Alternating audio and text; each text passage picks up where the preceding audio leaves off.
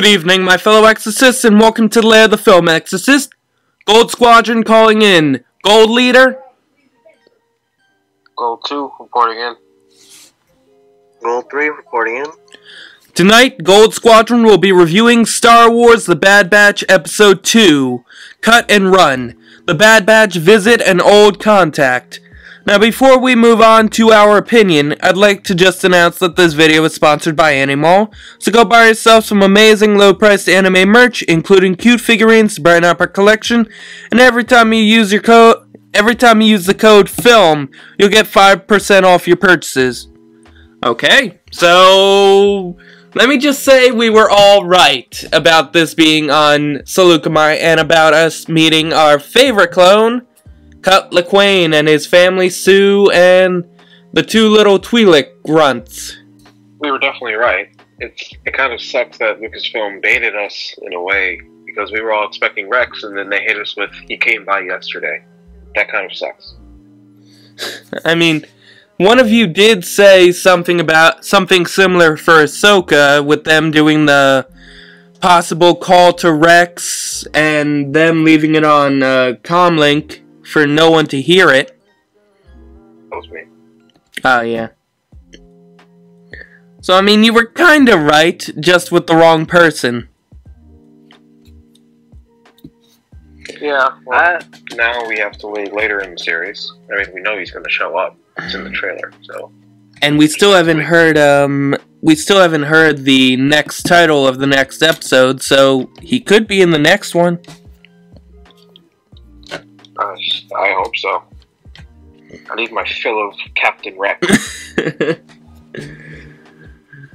On the bright side... I was content. Oh, go ahead. I was gonna say, I was content with it. I mean, by the title, Cut and Run, I was like, wait, is this who I think it's gonna be? And then we get him being in this episode, him and his family, and I was just really glad to see him, because honestly, I figured he wasn't going to follow the order, but I was really wondering how he had been through all this. So I'm just glad that we got to see him, you know, and him and his family being okay. Agreed, and I'm actually... I can definitely say that I was kind of disappointed that we didn't get him until now. I mean, not even a comic was given for him after the little fight on Seleucami that ended up causing him to meet a few of the 501st. I mean, we could have used something. Why did you have to dry dock us for this long? I mean, it shouldn't have taken that long for us to learn more about Cut Lawquane. I mean, they snuffed out a really interesting character, and I mean, I get it. We do still have Gregor, who's kind of a clone deserter. Kind of not, in a way, because he comes back, he forgot everything. Gregor was presumed killed in action. Wasn't Cut Lawquane as well? Cut was the deserter, but Gregor was thought to be dead. Yeah, but doesn't... Oh, wait. No, that makes sense. I mean, technically he was a deserter because he ran away from the battle. We're talking about Gregor or Cut? We're talking about Gregor. Oh. Well, yeah, from a certain point of view. Anyway, I mean... We can also kind of tell that, Dave Filoni has a... I don't want to call it a dad fetish, but, I'm getting some Mandalorian vibes from this episode with how close, Wrecker was to Omega. I mean, in this episode, he was literally her father at certain points.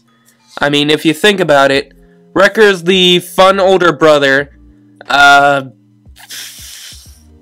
Hunter's the father, the overprotective father. Tech is the over-analytical older brother. And Echo is... The Like, mother?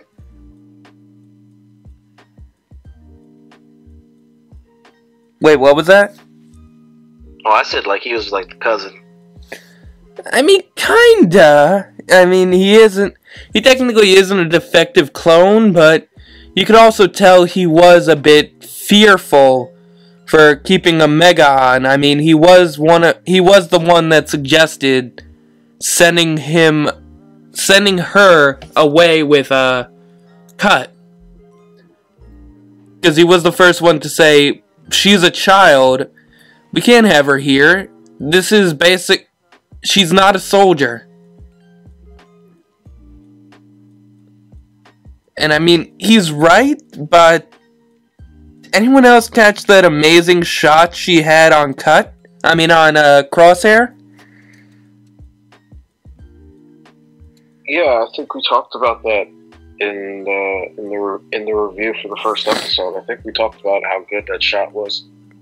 I don't remember us doing that, but I guess. I also found it interesting that none of the clone troopers could tell Cut was a clone, except for that one. Well, he kept hiding his face, so I mean. But it's a hat.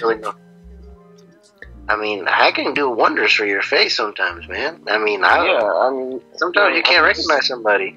Well, I mean, he's also got the build of a clone. Yeah, but like, have you seen what was it? Captain America's have you seen the Winter Soldier? Captain America, when Steve and Nat were running from Romulo and the other guys in that mall. Yeah. And all he had on was a cap and some really bad glasses. Hey, and he got to make out with her too, so let's not forget that. Yeah, but I don't get that. What is the big thing about a mask or a hat or, I don't know, a pair of sunglasses that makes people hard to recognize? I mean, people look at me, I'm pretty sure they could tell it's me just from one glance, mask or not. Well, yesterday I was walking without my mask to get on my bike to go ride with some friends. And I was walking, and as I was walking to the garage, I noticed this woman walking in the opposite direction. And it turned out that she's my neighbor from across the street. Neither of us recognized each other, even though we both had on sunglasses. So Weird. I think part of it is just like we don't really picture a certain person in certain things. So like you wouldn't imagine seeing a clone in a hat. You just wouldn't see that coming. So your brain wouldn't know to connect the dots and say, hey, that's that person. They're just wearing a hat. Right. No, I completely agree with that.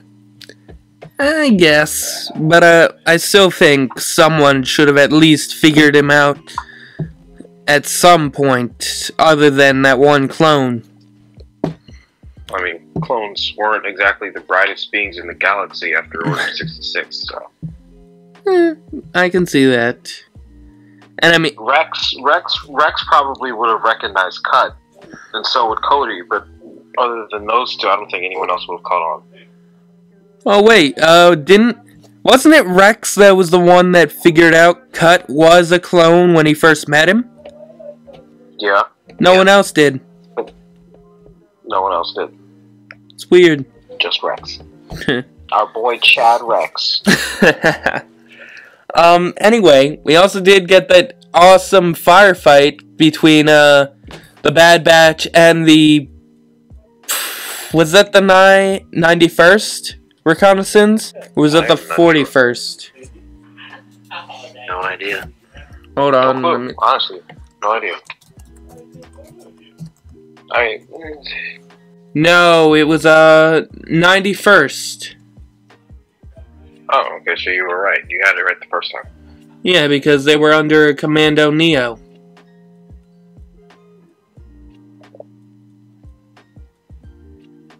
Huh. Well, they got their asses kicked. Not the Bad Batch like clones. They got their asses kicked. They did. They really felt like regular stormtroopers to me. Like it feels like the clones have dumbed down. Yep, their aim already sucks. Yeah, exactly. It's like those chips made of bad. Yeah, it's like their aim already sucks, and the Empire's only been around for what, a week at this point? Crazy. Right. If that, Actually, no, not even a week. Not even a week. Like 4 days. Yeah, it's days. It hasn't even been that long. It's just crazy the amount of changes that the galaxy's already gone through.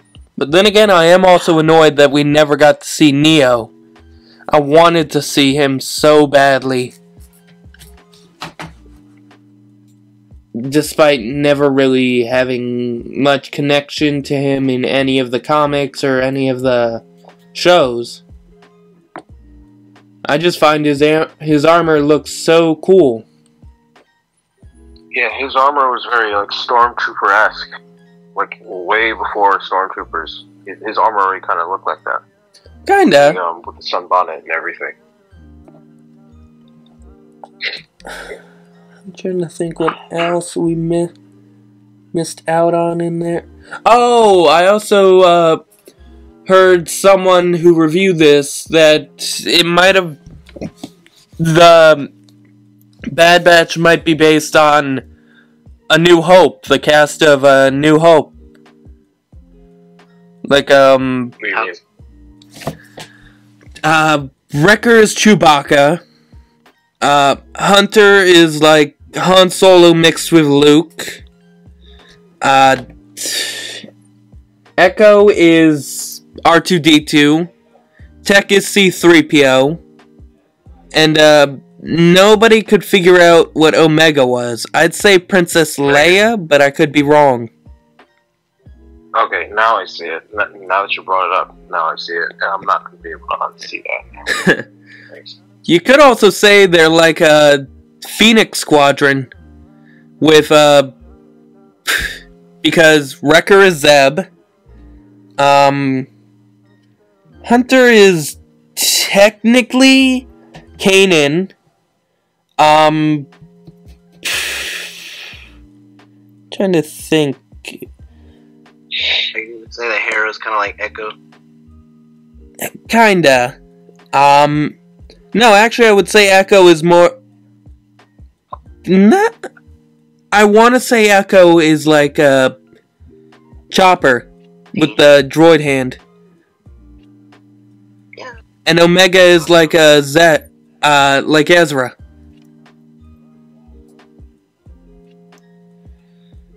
So that would make Tech No, wait, I'm swapping that out. Tech is Chopper. It's confusing. It's confusing, but it is an interesting comparison. It is. And actually, someone might have said that Crosshair might be Darth Vader. So you're saying that he might be the big villain in the show? He might be the big villain, and plus, he used to be a good guy, and then he became, with a new suit, the villain. It would be crazy if Vader and Crosshair showed up together. That would be awesome. Don't get me excited. Have Crosshair on the 501st. I mean, they did have I do remember they might have had a clone trooper in the 501st that was just as good. Either that or that was a 212. I can't remember. Anyway, back to the episode. I also kind of liked Omega's experience with dirt. And with the sun. And with trees. It's like, we get it.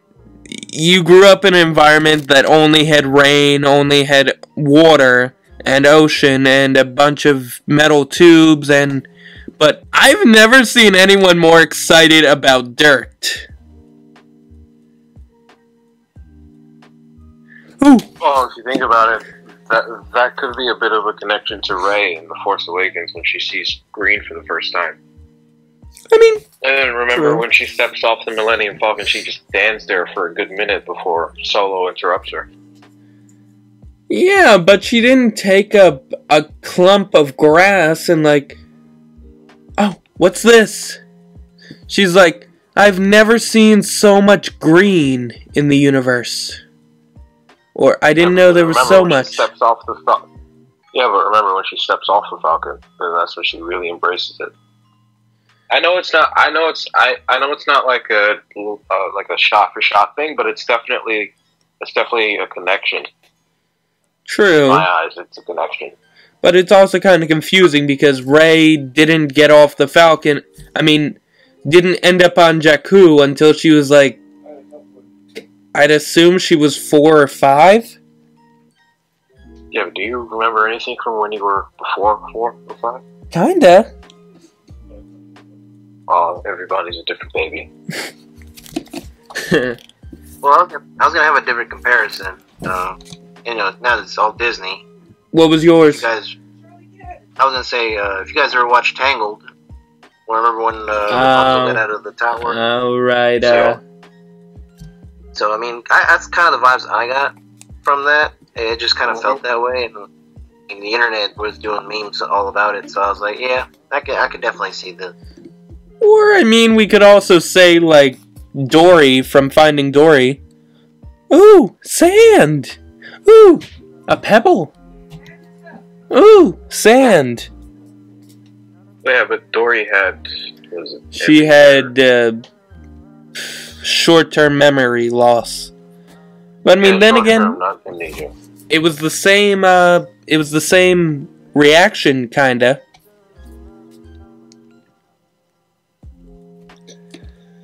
I also love how we got to see the Nexu in this episode again.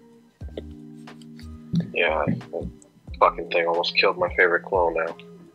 Which clone was that again? Omega is not my favorite clone. I mean, yeah, but it's amazing to see that creature again. I mean, we haven't seen it since episode 2. Oh, yeah. I just watch Attack of the Clones. I just hope we get to go to Felucia soon and see the Acolyte. I wonder how the Bad Batch would handle that. I feel like they just let Wrecker tear it apart. Yeah, but it's a really big fucking creature. And Wrecker's a really big clone. But this has claws and really sharp teeth. I think Wrecker could handle it. Oh my god, you know what would have been perfect with the Nexu? If Wrecker just played dumb and ran over and gave it a big hug, because I think he has the same voice actor as Cinnamon Bun from Adventure Time. Kinda sounds like.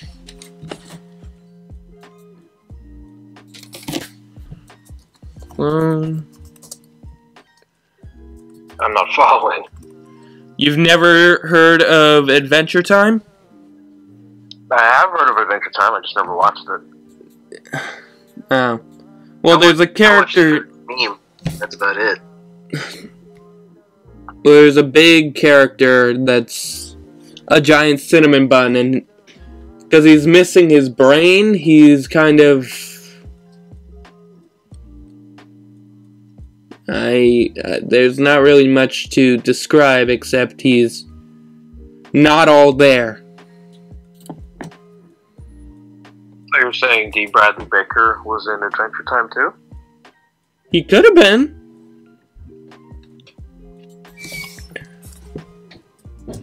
I mean, what hasn't he? Yeah, exactly. What hasn't he done? Oh, that really was... So he's voicing all the clones.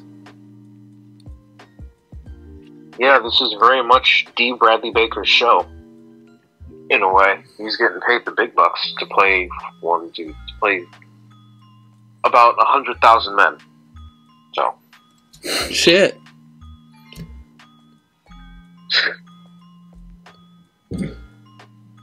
I'm looking. He was Perry the Platypus.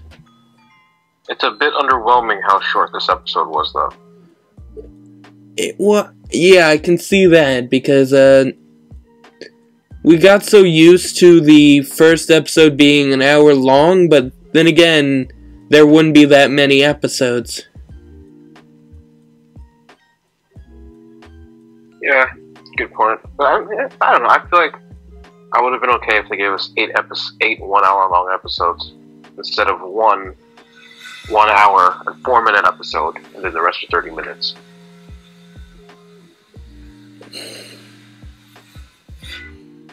At this point, if someone was to make a supercut, it would be like 8 hours long. If every episode's going to be 30 minutes. True, but then I guess we're usually used to maybe it's just because The Mandalorian, because I think every episode was like 40 minutes plus. And plus, it's also cutting costs. Good. Oh yeah. Damn it. Damn it, Disney. What are you doing? Okay, yeah, he's not. Yeah, I was wrong. That's a completely different actor that sounds like him. I subside my allegation. Honestly, there isn't that much to talk about this episode. I mean, it was good to see Salukami again. It was, Omega's interactions were pretty funny. I mean, also learning how to play catch. He's learning how to be a kid. That's cute. That is cute. But that's not gonna last that long. Like, I'm pretty sure the next episode is gonna be more action. I also kind of figured she actually would have gone with Cut if Hunter told her to. I'm surprised. Because she is a clone, and usually they follow orders. Yeah, I think Omega was going to stay with them regardless. Just because we saw that she put all that effort to go in with them in the first episode, I don't think that she would just easily say. I don't think that she would just easily be thrown away. That would be just a waste of a character. True, but then again, it would have been a better family for her, and then we could have gotten like a side thing between the Bad Batch and Cut and Omega. Hey, but it's still early.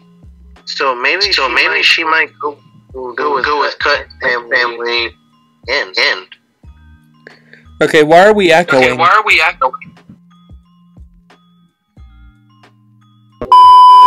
Yeah, I really don't think there's anything else to talk about. I mean, it was a cute little episode. It was a good reflection on the Mandalorian, with like Omega and Hunter next to Din and Grogu. But I can see how it was pretty slow compared to the action that we really enjoyed. It was a filler episode, let's be real. It was just a filler episode. Right. I mean, we did get to see some of our favorite clone, well, one of our favorite clones, but yeah, I think that's it. I mean, the chain code thing was an interesting idea. We've never heard that from any other Star Wars media.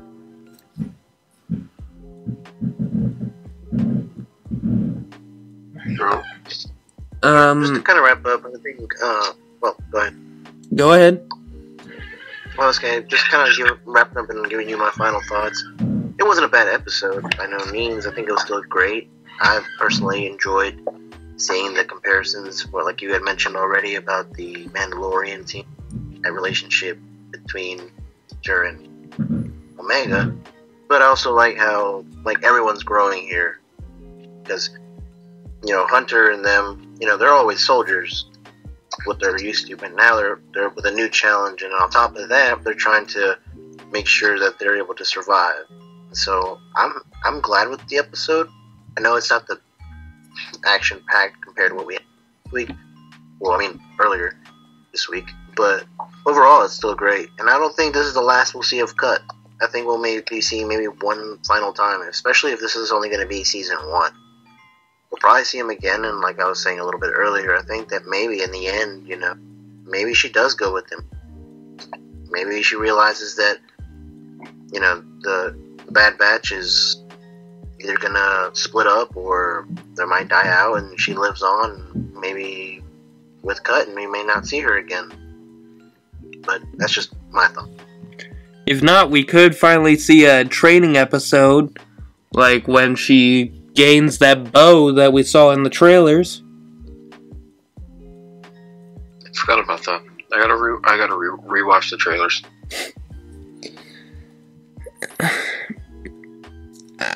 Personally, unlike last episode, I think we should give this a rank.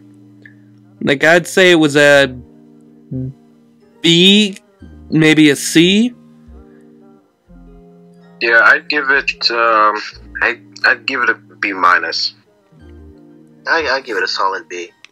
Because again, it was basically just a filler episode, giving us a little more connection between the characters, but and establishing a new obstacle for the Bad Batch, possibly, if they want to ever leave a planet, or if there's a blockade or something like that. But yeah, I mean, it's slow compared to the rest, and I just hope we get something better the next episode, like, again, a training arc for, or just one episode of training Omega how to be a clone. That would be interesting to see.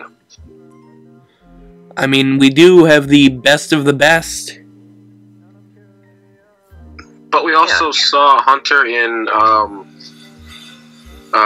I don't know if you guys remember, in one of the trailers we saw him on Onderon and he wasn't wearing his armor. We saw another shot of him on a speeder bike, once again not in his armor, so I think maybe now we might see him going back to Onderon with Saw. Who knows? Possibly. I mean, we did also not see him with his armor in this episode. Half the time he was in that tunic.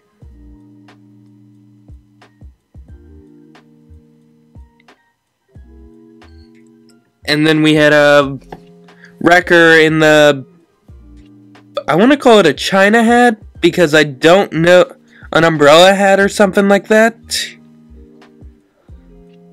And really, the only ones that were in their armor for the entire episode were Tech and Echo. But yeah, I guess my final thoughts are, it could have been better, but I mean, you can't really expect much from a filler episode. I mean, it was a good episode, but not one of my favorites. Chris, I think it's your turn. Yeah, my final thoughts, once again, like everyone else, it was definitely a great episode. I did love to see the action between the Bad Batch and the clones, and it was great to see Cut again. It was great to see a character that we got introduced to early on in Season 2 when Rex was injured. But like I said, it was a filler episode, and like most filler episodes, it's usually going to be pretty boring, but I'm excited to see what Episode 3 has in store, because usually we get action, filler episode with some action, and then action-packed episode. So let's see what Episode 3 has in store for us. Okay. So, you heard it here, guys. Don't forget to like, comment, and subscribe, and click the little notification bell for more episodes. And, Gold Squadron, Gold Leader, signing off. Gold 2 signing off. 3 signing off. Have a great night, guys, and may the Force be with you always.